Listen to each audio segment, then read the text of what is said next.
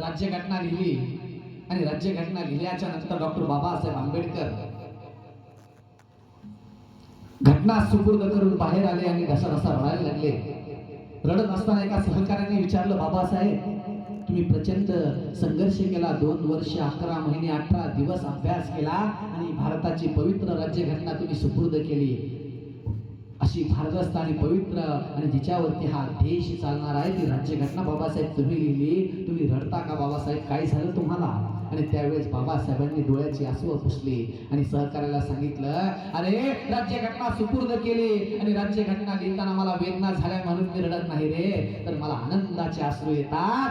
कारण त्याच्या अगोदर राजा हा राणीच्या पोटात जन्माला येत होता, पण इथून पुढे मात्र राजा हा राणीच्या पोटातून नाही, तर मी राज्यघटनेत सुपूर्द केलेल्या मतदानाच्या अधिकारातून आणि दिलेल्या योग्य मतदानातून आणि मतपेटीतून निवडून येणार आहे, याचा मला आनंद आहे. म्हणून माझ्या डोळ्यात पाणी येतात.